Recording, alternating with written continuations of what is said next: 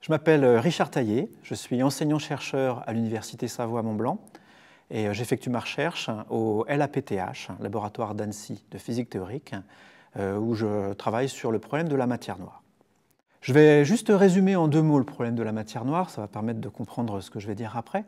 Quand on observe le mouvement des objets autour de nous, on observe des anomalies. On s'aperçoit que tel objet devrait plutôt se déplacer de telle manière sous l'effet de ce qui l'entoure, et ce qu'on observe, c'est pas ça. Ce qu'on appelle vraiment le problème de la matière noire, c'est de dire autour de cet objet, il y a autre chose qu'on ne voit pas. Il y a une autre matière qui est une matière invisible.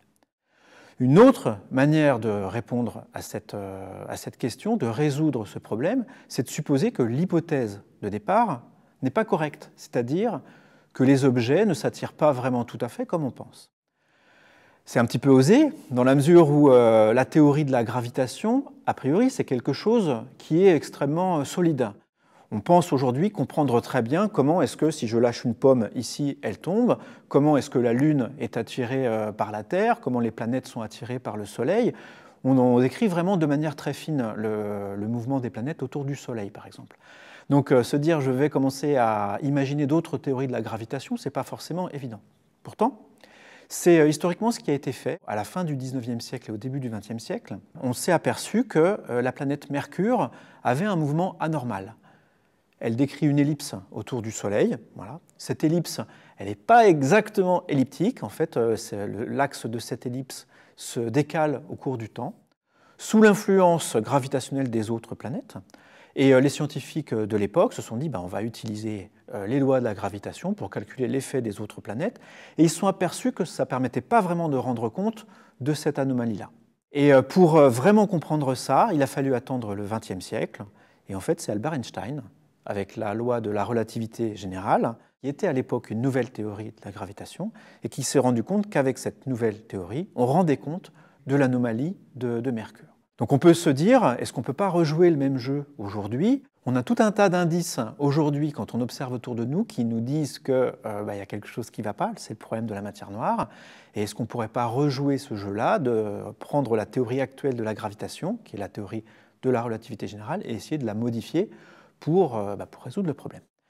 Alors, c'est quelque chose qui est vraiment difficile. Il y a des gens qui le font. Il y a effectivement une partie de la communauté scientifique dont c'est le sujet de recherche, mais c'est extrêmement plus difficile qu'au temps d'Einstein, précisément parce que la théorie qu'Einstein a développée, elle est aujourd'hui extrêmement satisfaisante. Elle a conduit à des prédictions qui ont été vérifiées.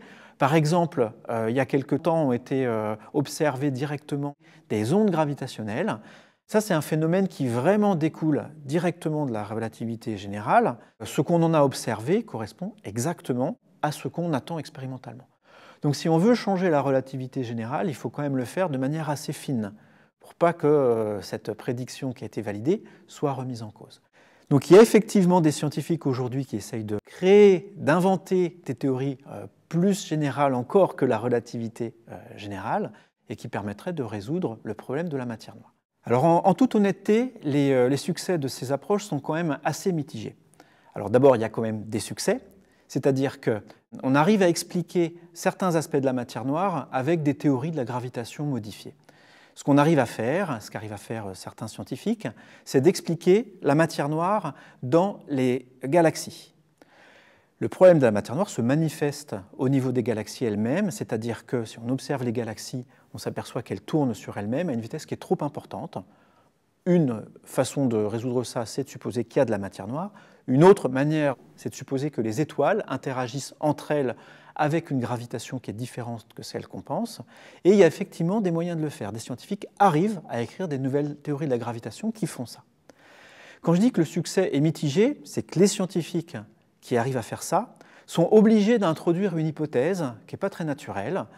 Dans le détail, ils sont obligés de supposer qu'il y a quand même un petit peu de matière noire, sous forme, pour être technique, sous forme de neutrinos massifs, qui doivent avoir une certaine masse.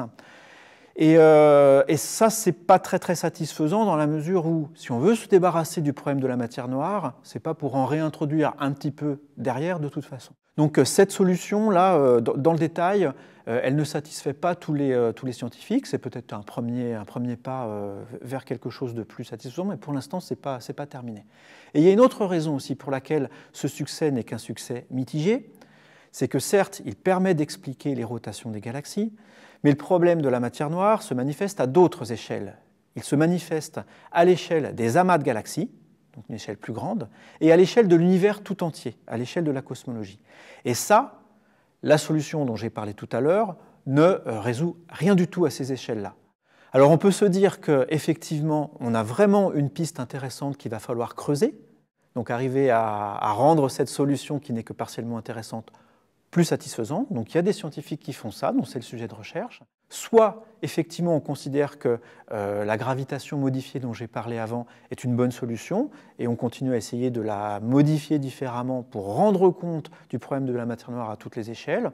Soit on garde la théorie de la gravitation telle qu'on pense aujourd'hui être correcte, mais dans ce cas, les anomalies qu'on observe autour de nous, on les explique par la présence d'une masse sous une forme encore inconnue, et donc il reste maintenant à détecter cette fameuse matière noire.